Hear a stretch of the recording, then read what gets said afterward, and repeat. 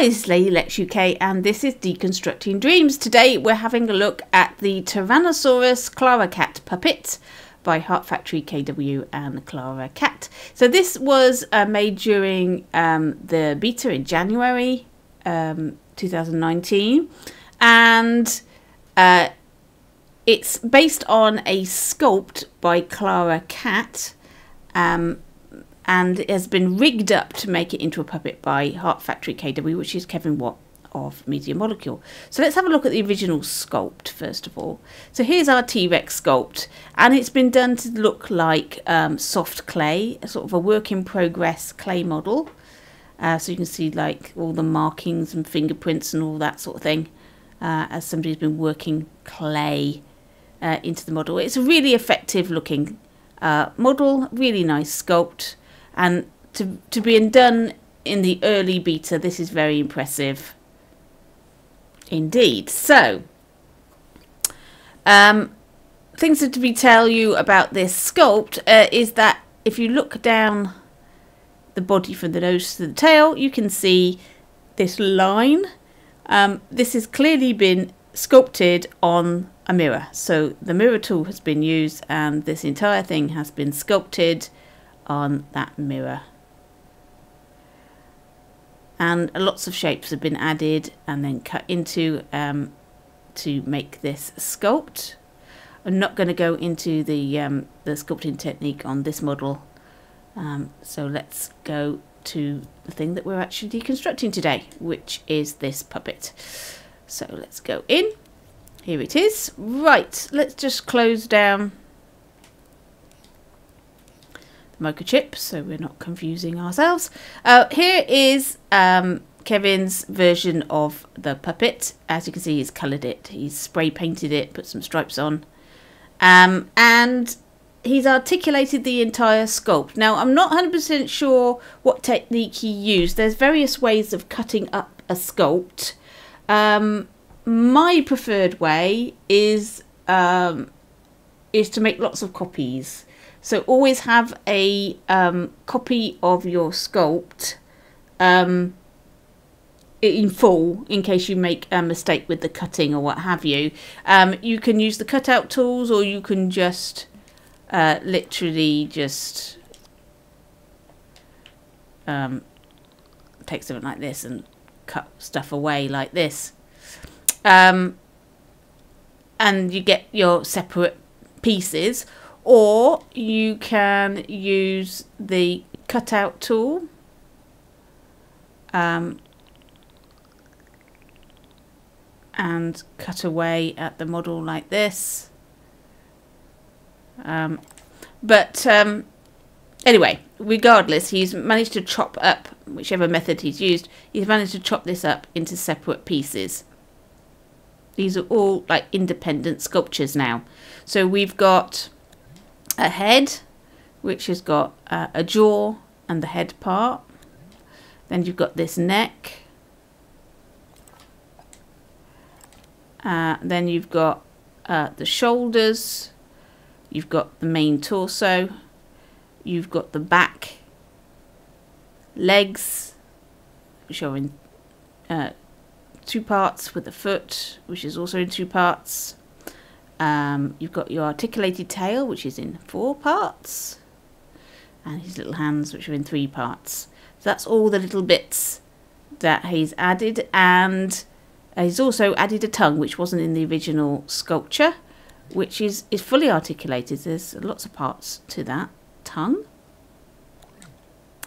And what he's done, although this is a brand new rigged puppet, he has actually taken a basic puppet in order to get hold of the puppet logic.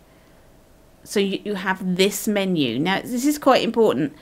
When you're rigging up your own sculpture or your own character model, you won't have this menu. If you just rig it up and stick a microchip on, you won't have all these lovely sliders at your use. So what you do is you take a basic puppet, get rid of the puppet, keep the base, And I didn't realise this before, because every time I've been sculpting in to try and get hold of this menu, I've been going into the mannequin thinking it was inside the mannequin. It's not, it's inside this base. So there you go. This is what you need. Now, in order to make this recognise this, you need to map it to this structure on this page of the tweak menu. So if I hover over, you can see they flash green. There's the head, there's the neck, etc. So as we go down the body of the animal, you can see the related parts. Obviously there's some parts on this T-Rex that aren't on this model because it's not part of the ordinary mannequin. So the tail, the tongue, the jaw. But that doesn't matter because you'll be using animations to move those. As long as they are attached to parts, scoped into parts that are attached to this structure, you should be absolutely fine. So there we go. That's how you do it. So once you've done your rigging, then you need to map your entire model to this skeletal structure, and then it will use all of these lovely sliders on your character model. So let's have a look at the rigging, shall we? So I'm going to turn X-ray and connectors on, and let's have a look. And now we can see all the lovely connectors, which are pretty much all ball joints. There we go, all the ball joints there. You can see all the ball joints on that tongue, and you can see this one here. If I scope into it, this is a restricted connector. So if I scope into the jaw, you can see it can only move in a restricted movement. So the jaw's not going to end up at the back of his head or anything stupid. He's put a restrictor on that particular one. Though the head itself, just to scope out, will go 360 degrees. He hasn't put a limiter on that. So he's got full movement of that to even unnatural positions. A lot of these sockets, they're not restricted, so you could get your puppet in a weird position. Just don't is the answer to that. So you can see he's rigged all of these up, these arms and everything, and the feet. The feet have got sockets on like that. There we go. So they're fully articulated feet. And this tail in pieces, so you can bend it in different positions and make it move to and fro like this, that sort of thing. There we go. Some weird and wonderful shapes that you can make with the tail. So that's it really. Now I'm not very good with connectors, so that I don't feel it right for me to give you a tutorial on how to use them. I find every time I've tried to rig anything up, it all goes floppy and everything just hangs off of everything else, and I just don't understand it. So I don't think it'd be right for me to go into the ins and outs of all of these connectors, especially when things like this happen. 0% tightness, 0% springiness. I don't understand why this neck doesn't just fall down. It makes no sense to me at all. However, there is a rigging video done by Auntie Rich. If you go to my website dreamschool.co.uk, you can look for Media Molecule tutorials and it's listed there, or you can just type rigging or rig into search and you should be able to find that tutorial. It's a nice basic tutorial on how to rig up a character model. But I still find rigging to be a bit of a dark art, to be truthful. I understand the principles of it, but actually doing it is another thing. So there are lots of disciplines in Dreams. Sculpting, music, logic. You can't expect to be good necessarily at all of them. And rigging is the one thing for me that I just don't get. So I'm not going to go into the rigging of that anymore because it's going to show up my complete lack of knowledge. Right, let's have a look at the puppet logic now. open it up. There we go. Here's our puppet logic. And as we saw before, there's also our basic puppet menu here as well. There's a lot of animations in here, lots of keyframes. So let's have a look at those to start with. Here's an interesting one down the bottom here. If we see, this is our controller sensor. The right button goes to a signal manipulator and then to a keyframe. So let's see what it does. We'll put it in. I'm always getting, hang on, it needs to come out. Woo! Modes. There we are. That's what we want. Test mode. Right. If we go into test mode, we'll possess our T-Rex. Let's press that right button and see what it does. It curls up. It curls up like this and sleeps. It's very cute. And now this, I press it again and he goes back into the walking. So let's come out of that.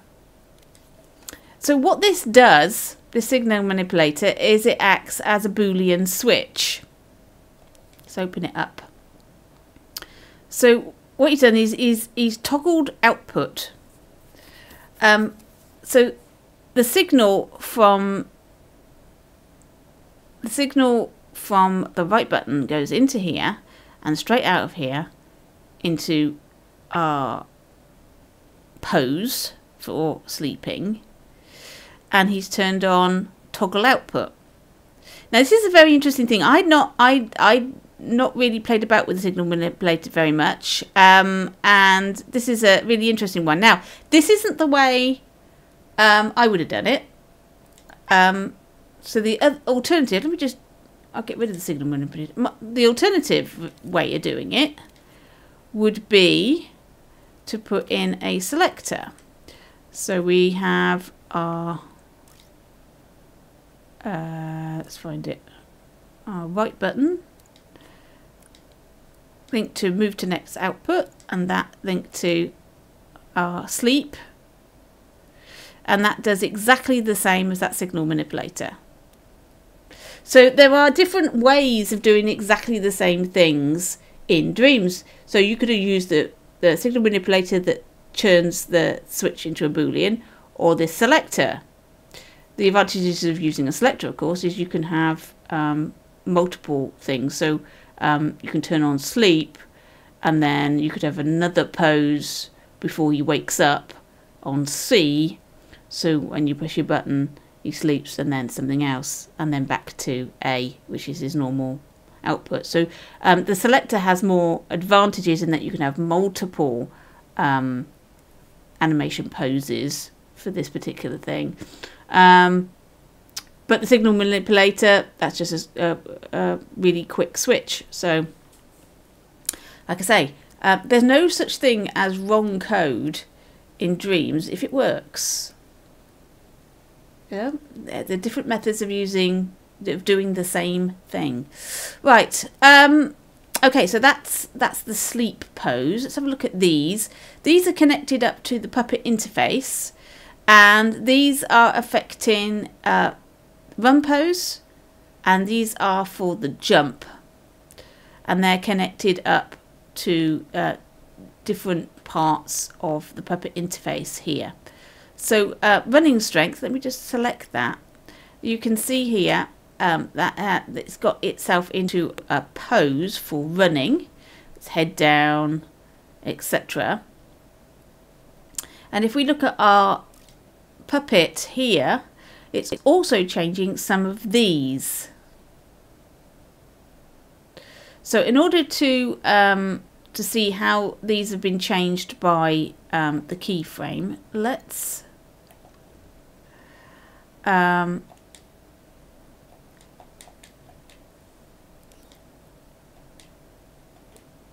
duplicate our T-Rex. We don't want that. We want that one. Okay, so we're going to open that one.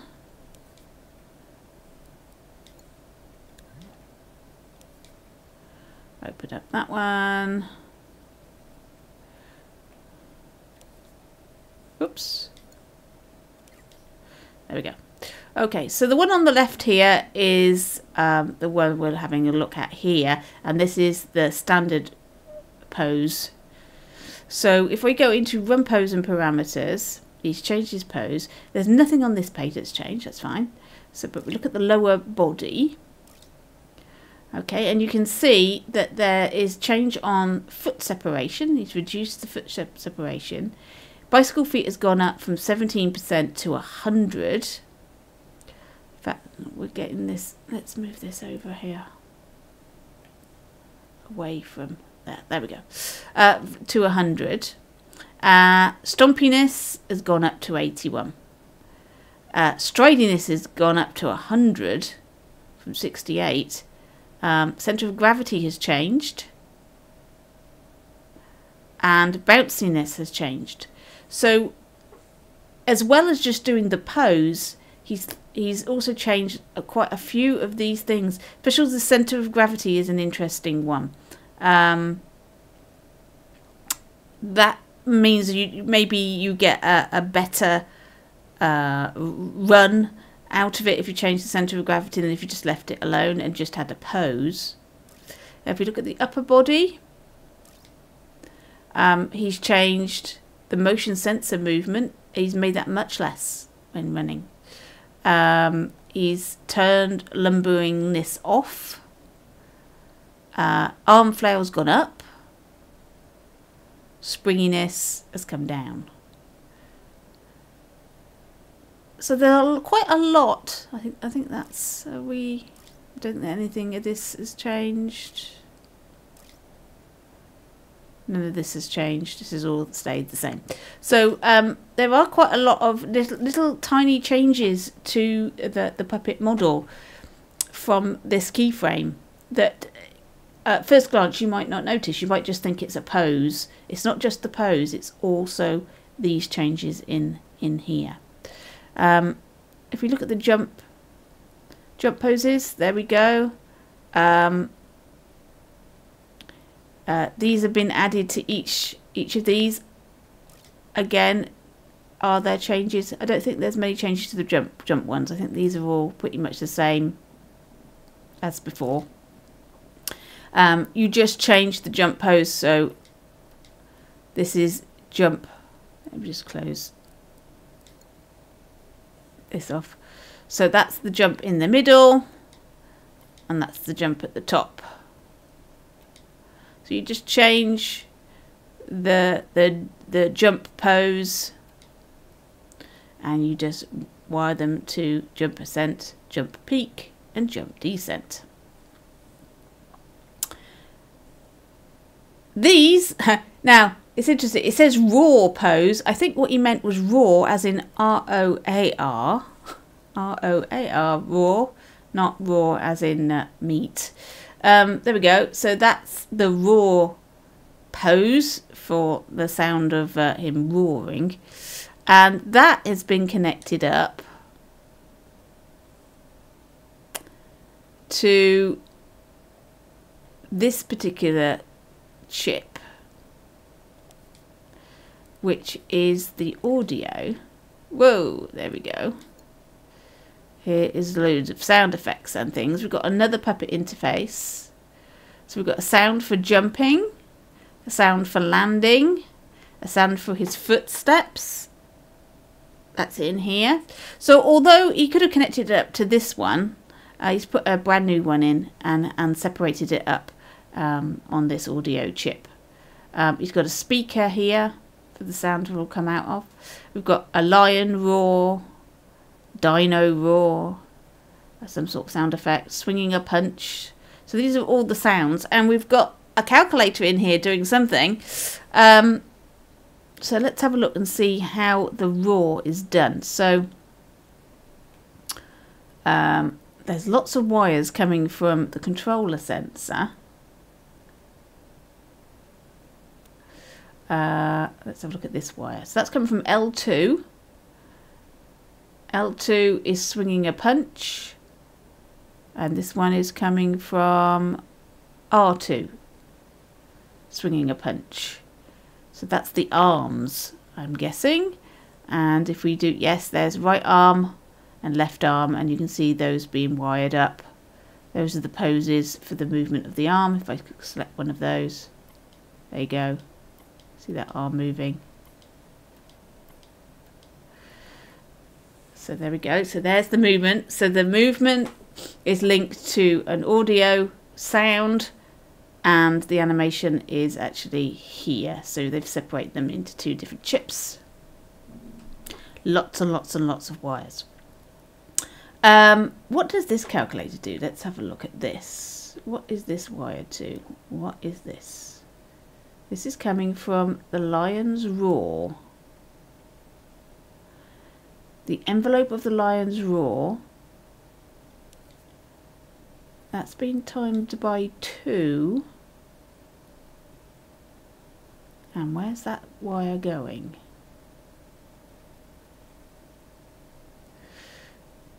This is almost impossible to tell. This is why... where's it going? Where is it going?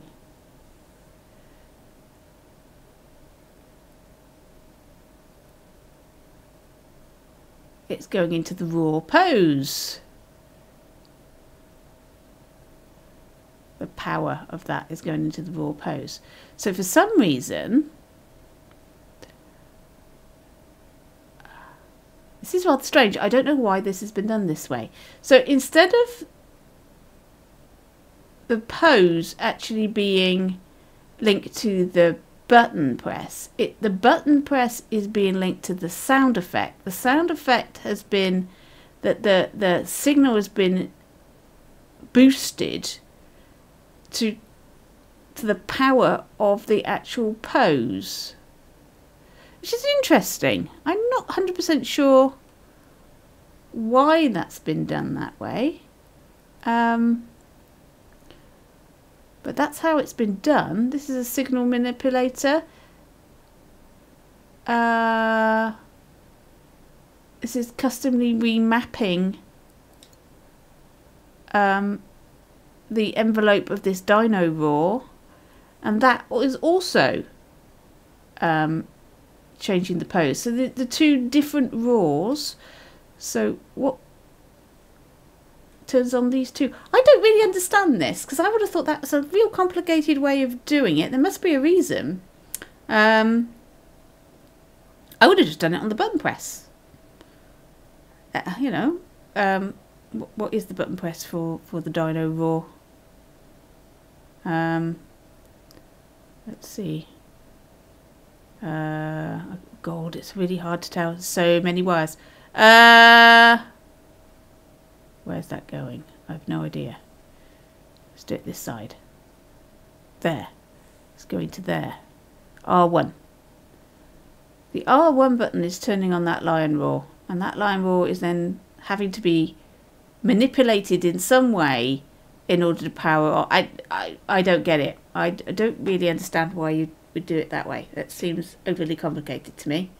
But there you go. But there are the sound effects, and there's quite a lot of them to make it cool. And then we've got the rumble. So we've not just got sound, we've got some rumbling. So we've got left heel strike, right heel strike, and that's a 30% rumble on that motor and a 30% on that motor. And we've also got a little camera shake as well when the foot hits the ground. So it just gives a little bit more interest to the model. What's this one? Upright pose. Again, there's a signal manipulator here. What does this one do? Right, that's a toggle. So that's creating a toggle for the upright pose. So if you were to press, what is that? Where that's going? Square. If you go into the square button, you can toggle that on and off, like so. So there you go. very interesting. There's a lot in there. Some of it a little bit surprising. I don't know what else I can say about this model, to be honest. I think that's probably covered most things apart from the sculpting. I don't think I'll go into the sculpting particularly. It's been made using spheres, flattened spheres, and there is a little bit of smearing as well. Cutting with squares, so it's cubes and things. So it's just a matter of adding and removing, a bit like you see in Kareem's videos where he's sculpting something. So there we go. There is the T-Rex sculpt. So if we go into view mode, I hope I haven't broken it.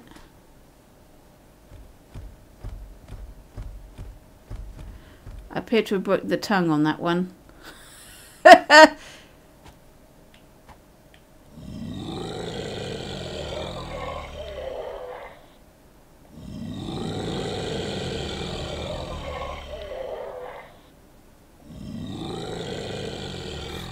I'm guessing, looking at this and the way he's moving his mouth, that the reason they've used a signal manipulator is so that the envelope of the sound can move the mouth to match the sound a bit better. I think that's what's going on there, and the noisier it is, the wider the mouth opens. I think that's probably what's happened there. So it's not just a matter of just opening its mouth. Yep, that's why that's used a manipulator. It's all very clever, isn't it? But like I say, I think I've broken the tongue in that one. Let's try this one. This one shouldn't. Oh no, no! His tongue always did sort of fly around. There we are. It's fantastic. So have a look at that model. Take it apart yourself. See how it was done. I hope that was interesting for you, and I'll catch you in your dream.